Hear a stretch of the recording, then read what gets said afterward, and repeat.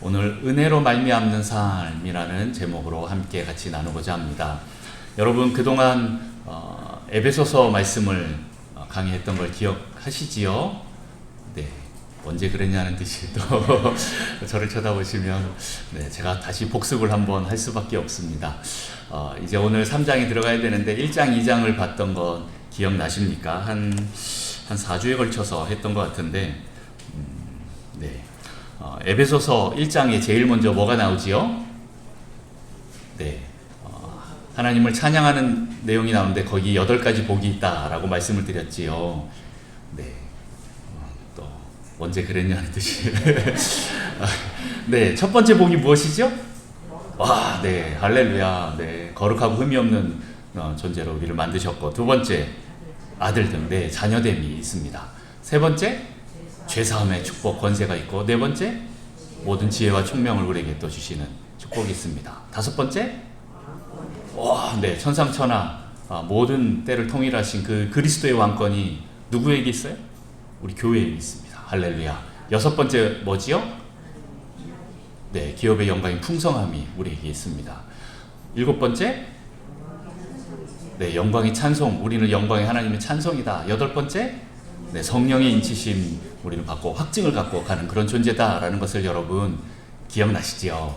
그렇게 여러분들이 이제 지금 에베소서를 하고 있기 때문에 처음 기도할 때 제가 그 전에 마태복음의 산상수훈 8복이나 아니면 주기도문이나 이렇게 했던 것처럼 요즘에 이제 여러분들 개인 기도하실 때 딱 앉으면 뭐부터 기도할까? 뭐 다른 거 많은 급한 기도 제목이 있겠지만 에베소서의 8복으로 한번 기도를 쫙 시작해 보시면 좋을 것 같습니다. 그렇게 앞에 찬송이 나오고 1장 후반에 가면 뭐가 있지요? 하나님을 더 알기를 원한다라는 그런 기도가 또 나옵니다. 앞에는 찬양이고 뒤에는 기도인데 지혜와 계시의 영을 주셔서 어떻게 해요? 하나님을 더욱더 알기를 원하는 그 사도 바울의 기도 제목이 나옵니다. 그러면서 우리의 마음의 눈을 밝혀서 어떻게 합니까? 부르심의 소망을 알게 하기를 원한다. 그리고 그 다음 또 무엇입니까? 기업의 영광이 풍성함을 알게 하기를 원한다. 그리고 또 그 다음에 무엇이죠? 하나님의 구원의 능력이 얼마나 큰지 너희들 알기를 원한다. 그 힘의 위력과 그 역사, 그 그리스도의 부활의 능력, 천상천하 모든 것을 통일하심, 그리고 또 모든 만물 위에 충만하신 그 그리스도의 능력에 대해서 사도 바울이 알기를 원한다라고 기도하면서 1장이 마쳐집니다. 그렇게 실은 지금 하나님의 바로 그 교회를 향해서 달려가고 있는 것입니다. 우리는 달려가는 것이고 에베소 교회에는 이미 선포되어졌습니다. 그럼 우리도 선포되어졌다라는 것입니다. 자, 그렇게 2장으로 넘어가면 어떻게 됩니까? 그런 영광스러운 교회를 만들기 위한 방법들이 나옵니다. 첫 번째 방법 무엇이죠? 네, 우리가 회개해야 될 것들이 있다. 십자가에서 쪼개져야 할 게 있다라는 거죠. 결론이 무엇입니까? 내 자아가 죽어야 한다라고 말씀드렸어요. 십자가 앞에서 나의 허물과 죄가 쪼개져야 하고, 그리고 세상 풍조, 그리고 공중 권세 잡은 자, 그리고 육체의 욕심, 그리고 율법주의, 이 모든 것들이 십자가 앞에서 다 깨져야 한다라는데 결론은 뭐예요? 내 자아가 죽어야 한다라는 거죠. 3S 기억나시죠? 네, 세이턴이 세큘러를 통해서 나의 셀프를 낚는다라는 표현을 썼었죠. 기억나시죠?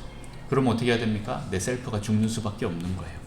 그렇게 그리스도와 함께 죽으면 그게 가능하다라고 했어요. 내가 죽으려고 하니까 잘 안 죽어지죠. 어떻게 해야 된다고요? 그리스도와 함께 해야 된다고 했어요. In Christ, 그리스도 안으로 들어가야 한다. With Christ, 그리스도와 함께 해야 한다라고 계속 얘기했습니다. 그러니까 어떻게 됩니까? 예수 죽음이 내 죽음이 되는 거고, 예수 부활이 내 부활이 되는 거고, 예수 승리가 내 승리가 되는 거예요. 예수 보좌가 내 보좌가 되는 거죠. 이게 우리에게 가능하게 된다라는 겁니다. 그리고 이것은 하나님의 은혜로 된다. 선물로 말미암아 믿음으로 구원을 얻게 되는 이 모든 것이 은혜다. 우리의 구원, 교회 이루는 것 다 은혜로 해야 한다라고 말씀드렸습니다.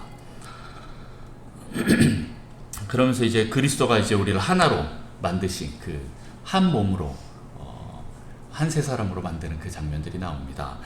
그리스도 밖에 있던 우리 이방인들은 어떤 모습이었습니까? 율법주의 모습이 나오는 거죠. 실은 이방인뿐만 아니라 유대인들도 실은 율법주의가 너무 강했습니다. 그리스도 밖에 있는 우리 모두는 실은 이방인이든 유대인이든 다 율법주의, 자기의 노력으로, 자기의 힘으로 살아가는 그 모습을 보여줬어요. 그것들을 다 십자가에 못 박아야 됩니다. 그래서 그리스도께서 이 모든 것들을 자기의 그 피로 십자가로 하나로 통일하셨습니다. 그리고 그렇게 그리스도께서 우리에게 화평을 주셨어요. 이 율법주의를 깨뜨리고 은혜로 사는 이 축복을 우리에게 주셨는데, 그 화평의 결과가 무엇입니까? 이 평화, 승리에 대한 축복이 있고, 또 아버지께 나아갈 수 있게 했고, 하나님의 권소, 가족이 되게 하셨고, 또 하나님의 거하실 처소가 되게 하셨다, 성전이 되게 하셨다라는 것입니다.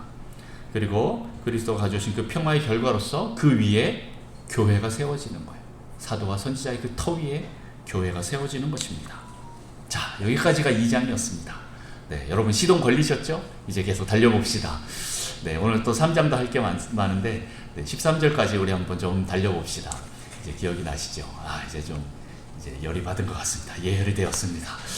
자, 지금 이런 흐름 속에서 사도 바울이 결국 은혜를 통해서 자신이 어떤 사람이 되었느냐에 대해서 계속 얘기하고 있는데, 그게 바로 자기는 이방인의 사도로 부르심을 받았다라고 이렇게 말하고 있습니다.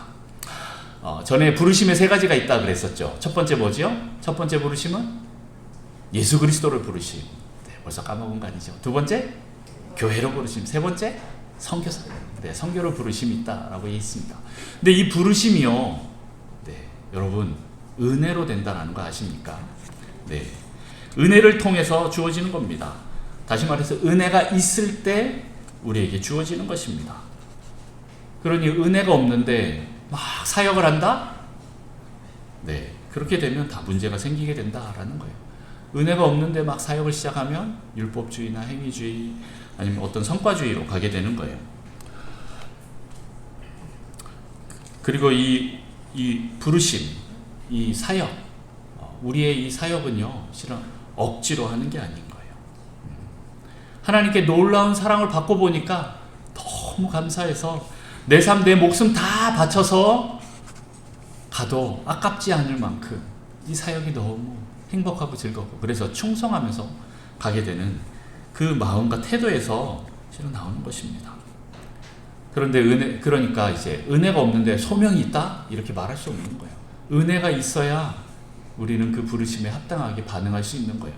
이건 단순히 내가 너 월급 얼마 줄 테니까 내 밑에서 일해, 이 정도 수준이 아닌 거예요. 여러분, 나에게 연봉 억대로 주신다, 억대 연봉을 준다 하더라도 내가 그 사람 밑에 들어가서 내 생명을 다할 수 있습니까? 목숨을 줄 수가 있습니까? 못합니다. 그런데 우리의 교회, 예수 그리스도 앞에서는 어떻게 합니까? 우리의 생명을 아깝지 않게 우리는 드릴 수 있는 것이 바로 이 은혜 때문에 그렇다라는 겁니다. 그러니까 그 은혜 없이 간다, 이게 말이 안 되는 거죠. 은혜 없는데 부르심 받았다? 한번 그 부르심 확인해 볼 필요가 있습니다. 그래서 교회에 은혜가 떨어지고 율법주의가 커지면 어떻게 됩니까? 소명감이 사라지게 돼 있어요. 헌신 봉사하는 것이 책임감, 의무감으로 갈 수밖에 없게 된다라는 것입니다. 그러면 어떻게 됩니까? 다들 번아웃이 오는 거죠. 무거운 짐을 나 홀로 지고 견디다 못해 쓰러질 때 다 쓰러져 버리는 거죠. 여러분, 은혜 충만이 먼저입니다. 아멘이십니까? 기쁨과 감사와 감격이 먼저입니다. 기쁨이 없으면 잠시 멈추셔도 됩니다. 뭐라고 하지 않습니다.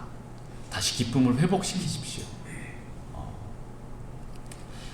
우리가 가는 길은 기쁘고 행복해야 갈 수 있는 길입니다. 신이 나서 목숨 바쳐도 안 아까운 그런 상태까지 우리가 기쁨으로 회복되어서 가야 됩니다. 하나님의 일이 내 기업이 됐다. 얼마나 신이 납니까? 전에 한번 말씀드렸죠. 노부부에게 자식이 없는데 마당 쓸고 있는 이 마당새에게 하루는 불러갖고, 야, 내가 이 모든 재산 너에게 물려줄게 라고 하는 그 순간부터 어떻게 합니까? 대충 쓸던 그 마당을 어떻게 합니까? 깨끗하게 씻고, 안 닦던 장독대도 자기가 닦고. 이게 내 거라고 하는 것과 내 것이 아닌 것은 엄청난 차이가 있습니다. 자, 그렇게 되면 네, 하나님의 사역을 할 때 다른 사람들이 그 길로 가지 마라고 하더라도 뿌리치고 가는 거예요. 너무 기쁘기 때문에, 너무 좋기 때문에, 내 생명을 다해서 갈 수 있는 것입니다. 실은 그렇게 해야 이 길을 우리는 끝까지 갈 수 있는 것입니다. 오늘 사도 바울도 이런 은혜가 있으니까 자기를 이방인의 사도라고 부르면서 그렇게 부름받았다라고 하면서 자신 있게 사명을 감당하면서 지금 가고 있는 거예요. 여러분, 솔직히 유대인에게 이방인의 존재는 어떤 존재입니까? 네, 유대인들은 이방인을 지옥의 땔감이다, 네, 개만도 못한 존재다, 이렇게 불렀어요. 유대인들에게는 이방인이 그런 존재인데, 지금 오늘 사도 바울이 자기를 이방인의 사도다라고 말하고 있다? 그거는 우리한테는 좋은 말이지만 유대인들 앞에서는 별로 듣고 싶지 않은 말인 거예요. 네. 그럼에도 불구하고 바울은 이 말을 쓰면서 기뻐서 이 길을 끝까지 가고 있는 것입니다. 여러분, 은혜로 말미암는 삶을 한번 생각해 보십시오. 은혜가 없이 어떻게 우리가 이 길을 갈 수 있을까? 네, 은혜가 있기 때문에 우리는 이 길로 가는 것입니다. 오늘 사도 바울은 은혜로 부르심을 받았고, 또 은혜로 그 구원의 놀라운 경륜을 깨닫고, 또 은혜로 이 복음이 믿어져서 은혜로 복음에 헌신하게 되고, 그래서 하나님의 은혜로 사명자가 되어서 충성을 다하고, 그렇게 은혜로 놀라운 하나님의 영광에 참여하게 되는 것입니다. 여러분도 이런 하나님의 은혜가 충만하시기를 축복합니다. 우리 옆 사람과 인사할까요? 은혜 많이 받으십시오. 은혜 많이 받으십시오. 또 한번 인사합시다. 당신은 은혜의 사도입니다. 당신은 은혜의 사도입니다. 할렐루야. 네. 이런 은혜의 사도인 바울의 삶이 어땠는지 오늘 한번 살펴보겠습니다. 첫 번째 어떤 삶이었습니까? 갇힌 자였다라는 거죠. 갇힌 자. 우리 1절 말씀을 다 같이 한번 읽어보겠습니다. 같이 읽습니다. 시작. 그러므로 그리스도 예수의 일로 갇힌 자 된 나 바울이 말하거니와. 아멘. 네. 우선 사도 바울은 실제로 감옥에 갇혔습니다. 여러분 잘 아시듯이 에베소서는 뭐라고, 어떤 걸로 분류가 돼요? 옥중서신이라고 분류가 됩니다. 네, 감옥 안에서 썼기 때문에 옥중서신이라고 이렇게 얘기를 해요. 바울이 로마 감옥 안에서 갇혀서 지금 편지를 쓰고 있는 겁니다. 그런데 왜 갇혔습니까? 오늘 그리스도 예수의 일로 갇히게 되었다라고 이렇게 말하는 거예요. 예수님 때문에 갇혔다라고 이렇게 표현하는 것이죠. 그런데 이 갇혔다라는 의미가 실제로도 갇힌 것이지만, 바울 서신을 보면 언어가 이중 의미가 참 많습니다. 어떨 땐 삼중 의미로도 막 쓰이고. 그런데 이 갇혔다라는 게, 네, 다시 말해서 바울은 자기가 은혜로 말미암아 예수께 갇혔다라는 의미도 된다라는 거예요. 은혜로 말미암아 예수님께 갇혀버린 그런 의미로 오늘 해석할 수도 있습니다. 이것은 은혜 충만하게 되니까, 은혜가 우리를 장악하게 되니까 예수님께 갇혔다라는 것입니다. 이것은 억지로가 아닌 스스로, 그리고 기쁨으로 기꺼이 그렇게 갇혔다라는 거예요. 네. 내가 지금 감옥에 있는데 사람들이 뭐라 그래요? 면회 와서 아이고 우리 바울 사도님 이거 어떡해요 하면서 막 울고 있어요. 그런데 사도 바울은 뭐라 그래요? 거기서 감사하는 거예요. 기뻐하는 거예요. 왜요? 내가 선택한 삶이니까. 네. 내가 스스로 갇힌 거니까. 내가 예수님 위해서 이런 고난, 야, 너무 행복. 네, 우리 인간의 이 사고방식으로는 안 맞겠죠. 그러나 은혜가 그를 장악하니까 이런 지경까지 올라가게 된다라는 것입니다. 여러분, 디모데후서 2장 말씀을 한번 좀 보겠습니다. 1절에서 디모데후서 2장 1절에서 4절 말씀 한번 교독하겠습니다. 내 아들아, 그러므로 너는 그리스도 예수 안에 있는 은혜 가운데서 강하고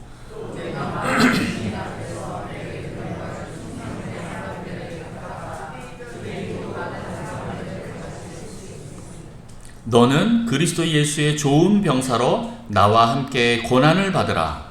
병사로 복무하는 자는 자기 생활에 얽매이는 자가 하나도 없나니 이는 병사로 모집한 자를 기쁘게 하려 함이라. 아멘. 네. 오늘 바울은 좋은 군사, 좋은 병사, 여기에 대해서 얘기를 하는데, 이렇게 좋은 군사, 병사로 훈련되기를 바란다라고 얘기하면서 그 특징을 뭐라고 합니까? 자기 삶에 얽매이지 않는 삶을 말하고 있습니다.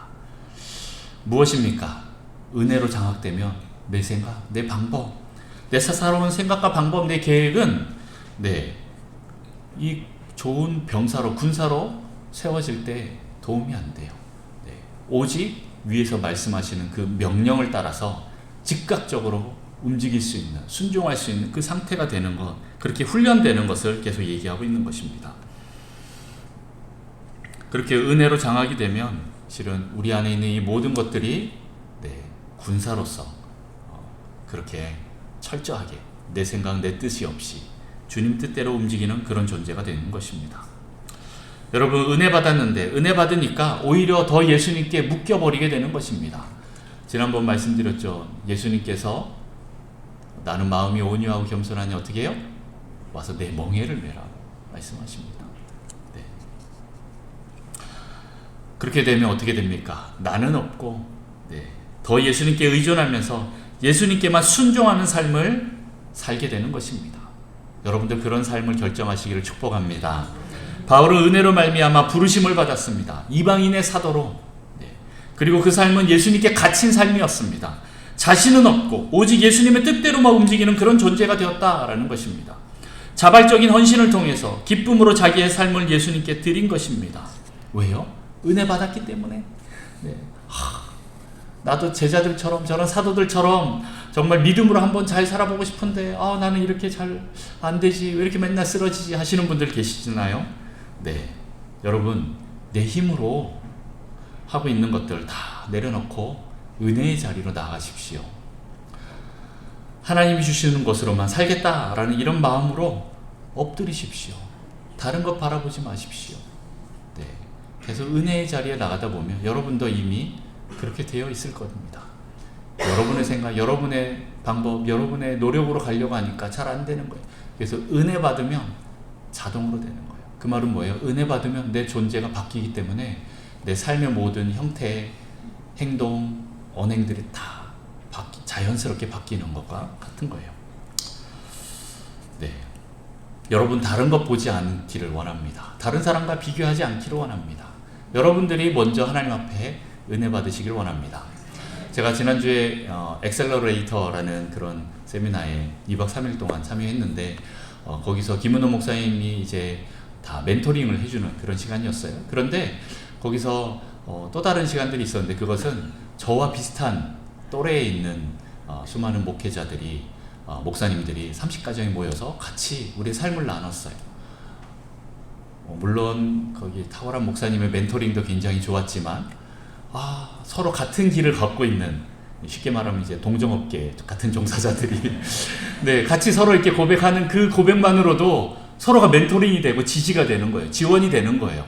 그래서 저에게 너무 큰 은혜의 시간이 되었습니다. 그런데 거기서 이제 한 가지 원칙을 제시해 주셨어요. 그건 바로 뭐냐면 다른 목사님, 다른 사모님과 나를 비교하지 않는 거예요. 자신을 비교하지 않는 거예요. 비교하기 시작하면 거기서부터 실은 은혜가 떨어지기 시작하는 거예요. 어떻게 비교해요? 다른 사람을 바라보고 다른 사람과 비교하기 시작하면 우리가 받은 은혜, 이 소명 실은 다 쏟아지게 되어 있다라는 거예요. 사도 바울도 실은 다른 사람들, 다른 사도들과 자신을 비교하지 않았어요. 오직 예수님의 그 부르심에만 반응했다라는 거예요. 곁눈질하지 않고 이방인의 사도로 부르심을 잘 감당했습니다. 목사님들뿐만 아니라 우리 성도님들도 실은 이렇게 해야 되는 거예요. 하나님께서 우리 각자 개인에게 주신 사명과 부르심이 다 있습니다. 여러분, 은사가 다 다르다라는 거예요. 그런데 이것을 다른 사람들과 비교하고 다른 집사님, 권사님과 비교하기 시작하면 어떻게 됩니까? 그때부터 불행하기 시작하는 거예요. 왜 하나님은 나에게 이런 은사를 주지 않았지? 왜 나는 영적 백정 집안에 태어나고 쟤는 어떻게 영적 금수저 집안에 태어나서 저렇게 살고 나는 흙수저로 물고 살아야 되는가? 저 사람은 어떻게 목회가 막 저절로 그냥 되네? 아버지 목사님 잘 만나서 어떻게 저렇게 되네? 저 권사님은 내가 가지고 없는 거 갖고 있네? 저 사람은 어떻게 저런 은사를 받았지? 왜 쟤는 믿음도 좋을 뿐만 아니라 돈도 많네? 하면서 하나님이 자신에게 주신 그 은혜를 감사하지 못하고 끊임없이 남과 비교하기 시작한다면 행복하지 않습니다. 네. 나에게 이미 주어진 말할 수 없이 엄청나게 주어진 그 은혜가 보이지 않는 거예요. 깨달아지지 않습니다. 여러분, 하나님이 우리에게 주신 그 은혜와 사랑을 깨닫게 되기를 축복합니다. 이게 잘 되려면, 믿음이 성장하고 행복한 삶을 살려면 우리가 제일 먼저 바꿔야 할 것이 하나 있는데, 그것은 바로 불평 원망하는 삶이 아니라 감사하는 삶을 선택해야 됩니다. 여러분, 감사부터 생활화하십시오. 여러분, 감사할 때 여러분의 인생이 바뀌게 될 것입니다. 나는 천하에 죽을 수밖에 없는 이 죄인인데, 그럼에도 불구하고 하나님이 날 사랑하셔서 그 하나님의 하나뿐인 그 독생자 예수 그리스도를 나에게 보내셔서 나를 죄사하시고 나를 구원해 주셨다? 이것만큼 더 큰 은혜가 어디 있겠습니까? 이 사실 하나만으로도 우리에게 너무 감사하지 않습니까? 나의 이 구원받은 그 은혜 하나만으로도 우리는 날마다 감사하기 때문에, 실은 우리가 이 작은 부분 하나하나, 이 모든 것들 안에서 다 범사에 감사할 수 있는 여러분 되시기를 축복합니다. 그렇게 감사하기 시작하면 날마다 기쁨이 올라올 겁니다. 그리고 이 은혜로 우리가 달려갈 수 있는 힘이 생기게 될 것입니다. 여러분, 하나님께서 주신 은혜 감사하십시오.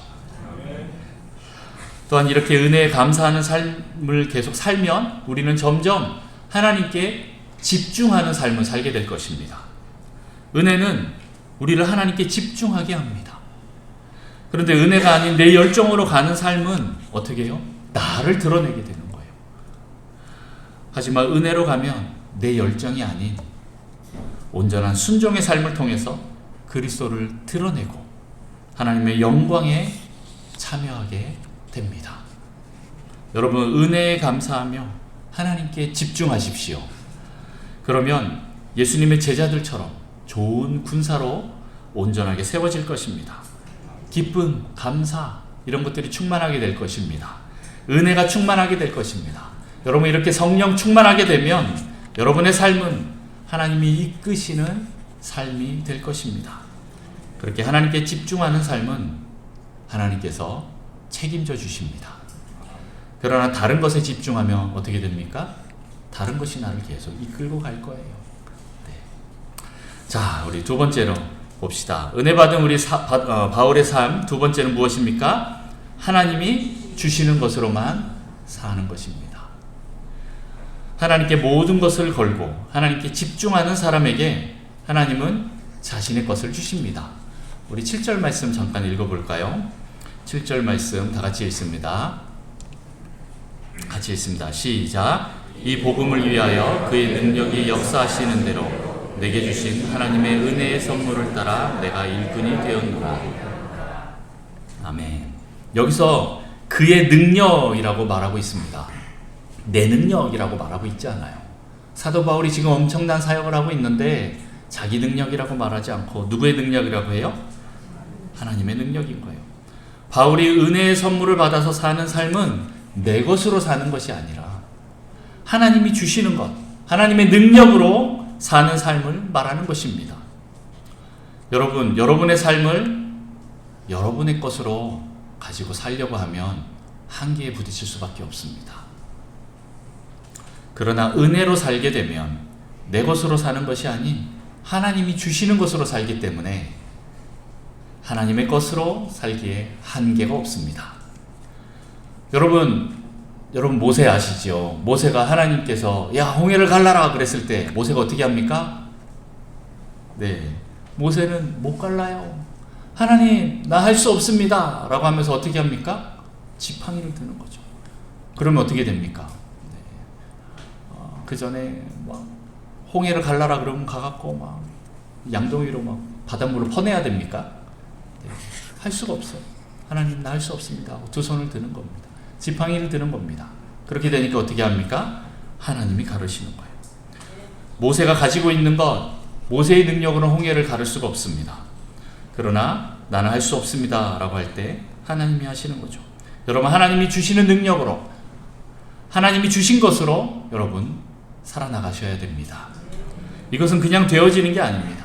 늘 이른 비와 늦은 비를 바라보는 그런 삶으로, 다시 말해서 말씀으로 체질화된 그런 삶에서 이러한 능력들이 나오게 되는 것입니다.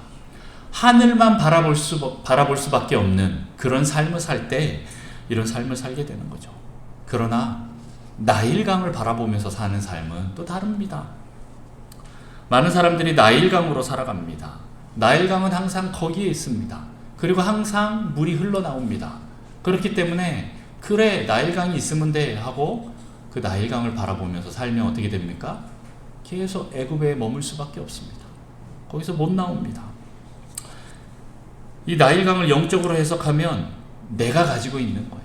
세상의 것인 거예요. 내 힘으로 살아가는 것을 말하는 겁니다. 그런데 이른 비와 늦은 비는 무엇입니까? 내가 가진 것이 아니라 하늘의 것을 말하는 거예요. 네. 하나님이 주시면 받고 안 주시면 못 받는 거예요. 나일강은 언제나 가갖고 물동이 퍼오면 되지요. 그러나 이른 비와 늦은 비는 내가 줄 수 있는 게 아니에요. 하늘에서 내리는 거예요. 내 힘으로 가는 게 아닙니다. 하나님의 힘으로, 하나님의 능력으로 가는 것입니다. 그렇게 나일강이 아니라 하늘을 계속 바라보고 있는 자들에게 하나님께서 하늘의 것을 주십니다. 여러분 이걸 믿으십시오. 네, 나일강이 아니라 이른 비와 늦은 비로 여러분 하늘을 계속 바라보면서 사십시오. 이렇게 하나님의 위대한 역사는 내가 가지고 있는 것으로 만드는 것이 아니라 하나님이 주시는 것으로 만드는 것입니다. 하나님 주신 것이 무엇입니까? 우리 2절 말씀을 한번 볼까요? 2절 말씀 다 같이 한번 읽어봅니다. 시작. 너희를 위하여 내게 주신 하나님의 그 은혜의 경륜을 너희가 들었을 터이라. 네, 여기 은혜의 경륜이라는 단어가 나오죠. 9절에도 가면 비밀의 경륜이라고 나옵니다. 경륜, 네, 요즘에 잘 안 쓰는 말이라 우리 젊은 사람들 어렵지요. 이 말이 현아, 경륜이 뭘까? 이게 쉽지 않은 말인데, 경륜이라는 건 어떤 뜻이냐면 하나님의 계획이라는 말로 바꿀 수가 있어요. 하나님의 경영하심, 관리하심, 다스림, 그런 거지요. 이 하나님의 경륜이라고 말하면 뭐예요? 내 경영, 내 계획이 아니라는 뜻인 거예요. 네, 하나님의 계획인 거예요. 그리고 3절 말씀 한번 또 볼까요? 3절 같이 읽습니다. 시작. 곧 계시로 내게 비밀을 알게 하신 것은 내가 먼저 간단히 기록함과 같으니. 네, 여기서도 계시가 나오는데 이건 바울이 막 자기가 이렇게 뭔가를 이렇게 끄집어낸 게 아니라 하나님께서 주셔야만 자기가 말할 수 있는 그런 걸 말하는 거예요. 다시 말해서 계시도 낼 게 아니에요. 하나님이 보여주신 대로, 들려주신 대로, 드러내신 대로만 말할 수 있는 거예요. 이 계시, 바울 마음대로 하는 게 아닙니다. 그리고 이 뒤에 보면 내게 비밀을 알게 하신 것은 내가 먼저 간단히 기록함과 같으니 4절 말씀에도 보면 그것을 읽으면 내가 그리스도의 비밀을 깨달은 것을 너희가 알 수 있으리라 하면서 비밀에 대해서도 얘기 나오는 거죠. 뭐 그리스도의 통일, 둘이 하나 되는 이 화평의 통일 앞에 이미 말씀했지만 이미 3절, 4절에서 이 비밀에 대해서도 나오는데 실은 이것도 내 것이 아니라는 거죠. 네. 경륜, 계시, 비밀 다 이 모든 것이 바울 스스로 말할 수 있는 것이 아니다라고 말하는 거예요. 하나님으로부터밖에 올 수 없는 거예요. 하나님이 주셔야만 받을 수 있고 이것으로만 우리는 사역하는 것입니다. 결국 이 모든 것은 다 무엇이냐? 다 바울이 것이 아니기 때문에 나는 철저하게 겸손함으로 나가야 한다라는 것을 말하고 있습니다. 내가 가지고 있는 것으로 만들어내는 그런 역사가 아니라 하나님의 것으로 받아서 하나님의 일을 하는 것입니다. 여러분, 사명이나 은혜나 은사나 어떤 능력이나 지혜, 이 모든 거 다 주님께서 은혜로 주시기 때문에 우리는 늘 겸손해야 합니다. 그리고 감사해야 합니다. 그런 자세로 우리는 사역을 해야 합니다. 여러분, 바울의 사도직은 하나님의 은혜로 주어진 것입니다. 자기가 열심히 해서 얻어낸 것이 아닙니다. 자기가 열심히 했더니 죽음밖에 없었어요. 죽을 수밖에 없는 죄인이라는 것밖에 드러난 것이 없어요. 그 모든 것을 내려놓을 때 하나님이 우리에게 은혜를 주셔서 은혜로 말미암아 우리가 갈 수 있다라는 것을 깨달았습니다. 이 모든 것이 은혜였기에 바울은 자기를 모든 성도 중에 지극히 작은 자보다 더 작은 자다라고 하면서 겸손해했습니다. 여러분 옆 사람과 한번 인사할까요? 겸손하십시오. 겸손하십시오. 네. 그리고 범사에 감사하십시오.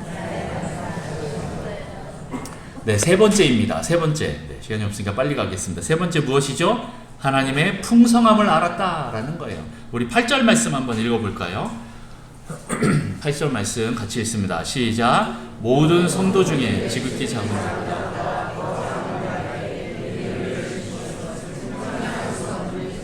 풍성함을 이방인에게 전하게 하시고. 아멘. 하나님의 그 풍성함이 이 교회에 있습니다. 하나님의 교회는 하나님의 그 풍성함이 있는 곳입니다. 그래서 교회는 풍성합니다. 오늘 에베소서에 실은 풍성이라는 단어가 계속 자주 나와요. 물론 또 다른 곳에도 나오지만 에베소서에 특히 더 많이 나오는 것 같다라는 느낌입니다. 네, 제일 먼저 1장에 보면 은혜의 풍성, 네, 기업의 그 영광의 풍성이라는 단어들이 계속 나오고, 2장에도 네, 그 긍휼의 풍성, 네, 오늘 또 그리스도의 풍성 이렇게 나옵니다. 네, 영광이 풍성하고 지혜가 풍성하고 능력이 풍성한 것이 어디입니까? 실은 교회라는 거예요. 교회. 하나님은 창조주이십니다. 무한하신 분이에요. 유한하지 않으신 분이에요. 그렇기에 하나님은 부족함이 없으신 분입니다. 부족함이라는 단어는 우리에게만 있는 거예요. 네. 그런데 그 하나님의 그 부족함이 없는 그 무한한 그 풍성함이 단순히 물질에게만 있을까요? 물질만 풍성하다라는 말이 될까요? 안 그렇습니다. 오늘 9절 말씀을 또 같이 한번 읽어봅니다. 9절 말씀 같이 읽어봅니다. 시작. 영원부터 만물을 창조하신 하나님 속에 감추어졌던 비밀의 경륜이 어떠한 것을 드러내게 하려 하심이라. 오늘 이 창조자 하나님의 비밀의 경륜이 피조세계를 통일한 그리스도를 통하여 교회로 드러났는데, 이 하나님의 비밀이 교회를 통해서 드러났는데 그게 뭘까요? 5절 6절 한번 또 읽어보겠습니다. 자, 5절 6절 같이 읽습니다. 시작. 이제 그의 거룩한 사도들과 선지자들에게 성령으로 나타내신 것 같이 다른 세대에서는 사람의 아들들에게 알리지 아니하셨으니, 이는 이방인들이 복음으로 말미암아 그리스도 예수 안에서 함께 상속자가 되고 함께 지체가 되고 함께 약속에 참여하는 자가 됨이라. 아멘. 네, 구약 시대에는 이 이방인들에게 이 풍성함이 드러나지 않았어요. 하나님께서 창조하셨는데 인간이 타락하고 난 뒤에 어떻게 됩니까? 서로에게 유한함이 드러나 버린 거예요. 무한하신 하나님과 관계가 끊어져 버리니까 더 이상 내가 가지고 있는 것으로만 살려고 하다 보니까 어떻게 해요? 서로 치고받고 싸우면서 뺏는 거예요. 네. 약탈자가 되는 겁니다. 하나님이 없으면 어떻게 됩니까? 약탈자가 되는 거예요. 그런데 이들이 그리스도 예수 안으로 들어오게 되니까 어떻게 됩니까? 같은 상속자, 같은 후사가 되는 거예요. 그러면서 드러나는 거예요. 바로 이 후사의 풍성함이 드러난다라는 겁니다. 이제 우리 이방인도 하나님 나라를 유업으로 물려받을 수 있는 유산 상속자가 되었다라는 거예요. 이제 우리도 하나님의 그 풍성함을 누릴 수 있는 그 존재가 되었다라는 겁니다. 그리스도 안으로 들어갔을 때 하나님과의 연결이 되면서 하나님과 관계함으로 우리 유한한 인간이 무한하신 하나님과 다 커넥트 되어 있을 때, 제 뒤에 선풍기가 도는 게 보이시나요? 이 선풍기 코드를 뽑아버리면 어떻게 될까요? 멈춥니다. 선풍기를 돌릴 수 있는 방법은 코드를 꼽는 거예요. 스위치를 누르는 거죠. 그러면 어떻게 됩니까? 네, 여러분 더울 때 밖에 나왔을 때 손 선풍기 많이 들고 다니시죠? 건전지를 넣어갖고 조그만 선풍기 들고 다니면서 이렇게 바람을 쐬는데, 그거는 배터리가 다 되면 어떻게 됩니까? 떨어집니다. 가서 또 집에 가서 또 충전을 해야 돼요. 이제 또 누구 약속이 있어서 헐레벌떡 뛰어나가야 되는데 이 가다가 꺼져버렸어. 그럼 어떻게 돼? 땀에 절절 쩔어갖고 이제 또 여름이 올 거 생각하니까 좀 그러네요. 더워서 막 어쩔 줄 모르는 그런 모습이죠. 배터리 인생은 그렇습니다. 그러나 코드를 꽂아서 사는 인생은 그렇지 않아요. 네. 내가 힘들이지 않아도 코드만 꽂아놓으면 어떻게 됩니까? 이 무한한 전기가 계속 공급되기 때문에 계속 돌아갈 수가 있는 거예요. 그렇게 우리는 하나님께 붙어 있어야 되는 거예요. 무한하신 하나님께 붙어 있을 때 우리 안에서 끊임없이 나올 수 있어요. 끊임없이 하나님의 것으로 사역할 수가 있는 것입니다. 그런데 이 교회에게 하나님의 지혜가 나타나고 권세가 나타났다라고 말하고 있어요. 이 교회에 지혜의 권세가 주어졌다라는 것이죠. 10절 말씀 한번 볼까요? 10절 말씀 같이 읽습니다. 시작. 이는 이제 교회로 말미암아 하늘에 있는 통치자들과 권세들에게 하나님의 각종 지혜를 알게 하려 하심이니. 아멘. 교회에 이 지혜의 권세가 주어진 이유가 무엇입니까?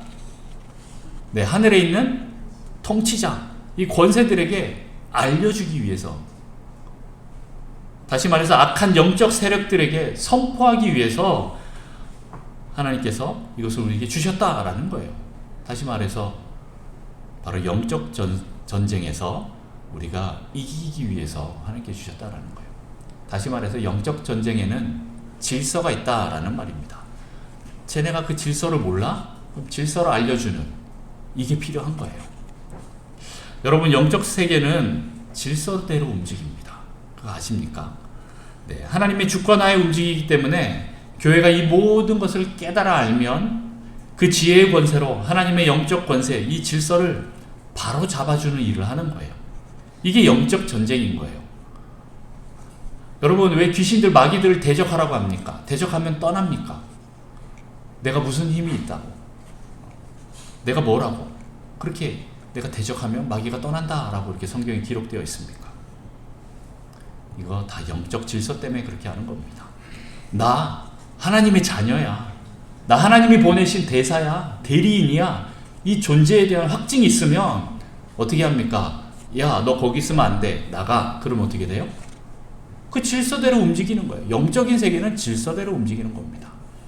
여러분의 말에 힘이 있습니다.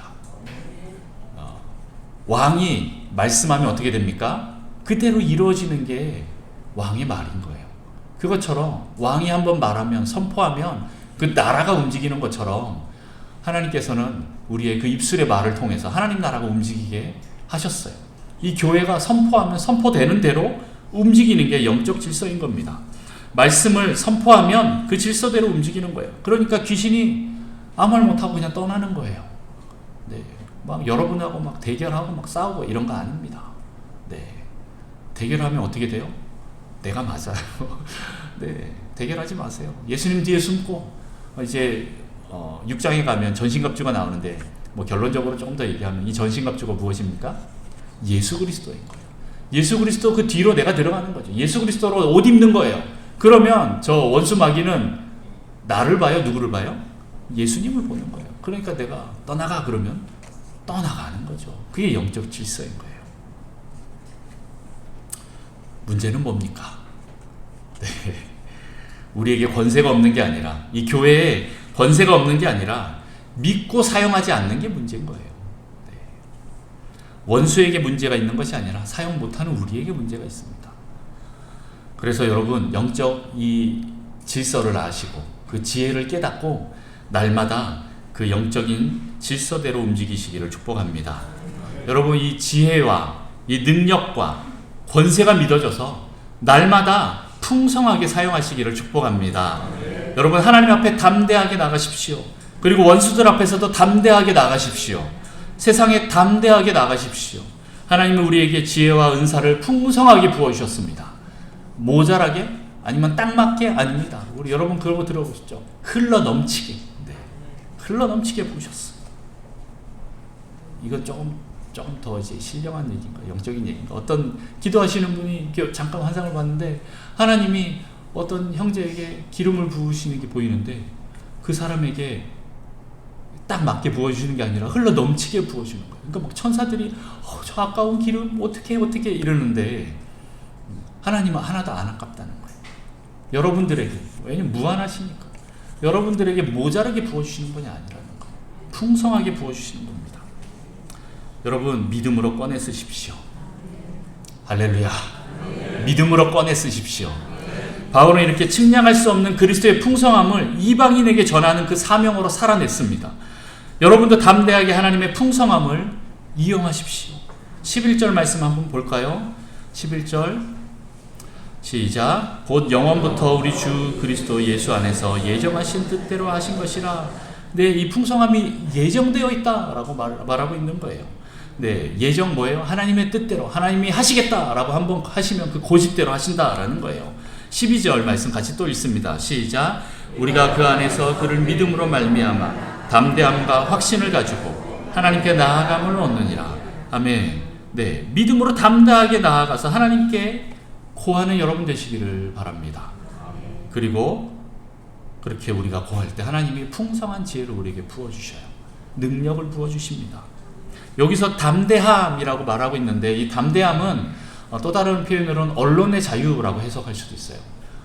갑자기 웬 언론의 자유? 네, 옛날에 독재 국가에 가면 어떻게 됩니까? 언론의 자유가 없어요. 뭐든지 말할 수 없어요. 근데 요즘에는 어떻게 됩니까? 네, 뭐든지 말할 수가 있는 그런 언론의 자유가 있지요. 네, 이건 또 다른 말로는 부끄러워하지 않는다, 이런 말이기도 합니다. 여러분, 담대함이 있으면 하나님 앞에 나아갈 수 있게 됩니다.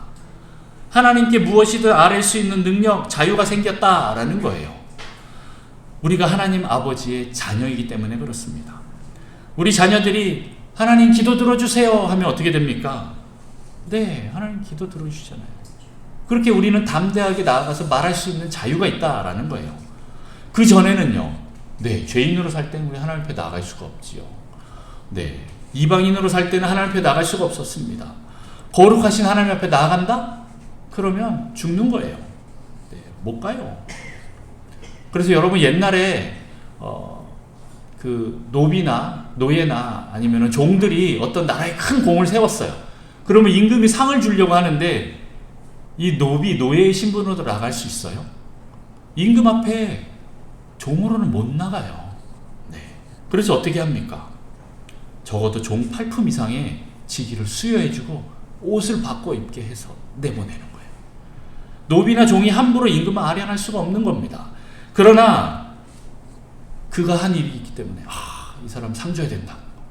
임금이 그 사람 데리고 오라고, 내가 상 주고 싶다고 하는데 노예의 복장으로 못 나가는 거예요. 그래서 옷을 갈아입혀 주는 거예요. 저도 종 8품 이상의 그런 신분으로 상승을 시켜서 임금 앞에 나가서 인사를 하고 관계를 맺는 거예요. 이것처럼 우리도 은혜로 우리의 신분이 격상이 되었다라는 겁니다. 후사로 지위가 격상이 되니까 하나님 앞에 나아갈 수 있게 되었다라는 거예요. 우리가 하나님의 자녀가 된다라는 겁니다. 하나님의 유업을 물려받을 그 상속자가 되었다라는 것입니다. 은혜로 말미암아 우리가 자녀로, 의인으로, 후사가 되어서, 격상이 되어서 하나님을 만날 수 있는 이 특권이 주어졌다라는 것입니다. 여러분, 여러분의 존재를 믿으십시오. 내가 어떤 존재가 되었는지 여러분 믿으시기를 바랍니다. 말씀을 정리합니다. 여러분, 은혜로 사십시오. 세상의 나일감, 세상의 방법, 그게 아니라 하나님의 은혜, 하나님의 방법으로 선택하십시오. 그렇게 은혜로 살 때 예수 안에 갇힌 자가 될 수 있고, 그렇게 사명을 감당할 수 있게 되는 것입니다. 그리고 하나님이 주시는 것으로만 살 수 있는 그런 상태가 되는 것입니다. 내 것으로 살려고 하지 마십시오. 날마다 하나님께 나아가 하나님 주시는 것을 받아서 누리십시오. 그리고 겸손하십시오. 불평, 원망, 판단이 나오기보다 감사가 입에서 습관처럼 나오시기를 축복합니다. 그리고 하나님의 풍성함을 받아 누리면서 전하는 자가 되십시오. 이러한 여러분이 바로 교회입니다. 은혜로 말미암아 유대인과 이방인이 하나가 되어서 하나님 백성과 상속자가 된 여러분이 바로 하나님이 원하시는 바로 그 교회라는 것입니다. 그래서 이러한 교회는 세상에 하나님의 지혜와 능력, 그 경륜을, 그 풍성함을 나타내는 목적을 가졌습니다. 여러분을 통해서 하나님의 구원의 비밀이 드러나서 주위의 많은 사람들이 하나님을 알고 구원받게 되는 놀라운 역사 있기를 축복합니다. 성도 여러분, 환난에 낙심하지 마십시오. 그리고 그리스도의 영광에 참여함에 날마다 감사함으로, 기쁨으로 전진하시기를 바랍니다. 기도하겠습니다. 하나님 아버지, 감사합니다. 우리가 무엇이간데 하나님의 은혜로 말미암아 우리를 구원하시고 또 우리에게 소명, 부르심을 통하여서 사명을 주셨는지 하나님 우리가 감사할 수밖에 없습니다. 하나님, 이제는 내가 온전히 주님으로만 살기 원합니다. 세상으로 나일감으로 살지 않고 하늘을 바라보며 하나님이 주신 것으로만 살 수 있는 그런 존재가 되기를 원합니다. 하나님, 이제는 내가 쥐고 있던 이 손을 놓겠습니다. 그리고 주님 손을 붙잡겠습니다. 주님께서 주시는 것으로 받아 누리는 저희가 되기를 원합니다. 세상의 물질의 그 풍성함뿐만 아니라 하나님 우리 안에 예수 그리스도의 그 성품의 풍성함으로 주님 날마다 풍성함이 있게 하시고, 또한 영적 질서를 바로잡는 그 지혜와 권세로 풍성하면서 하여서 하나님 우리가 날마다 승리하며 나아가는 저희가 될 수 있도록 주님 축복하여 주옵소서. 그리고 날마다 감사하는 저희가 되기를 원하고, 또한 날마다 겸손하게 주님 앞에 엎드리는 자, 사람들 앞에서 자기를 낮추는 자가 되게 하셔서 하나님 우리를 통하여서 예수 그리스도가 드러나게 하시고, 하나님을 또 많은 곳에 또 흘려보내는, 또 그들이 하나님을 알고 또 구원받는 놀라운 역사 있도록 주님 우리를 축복하여 주옵소서. 그렇게 그리스도의 그 영광에 그 풍성함에 참여하는 저희 교회 될 수 있도록 주님 은혜를 더하여 주옵소서. 감사하며 예수님의 이름으로 기도합니다. 아멘.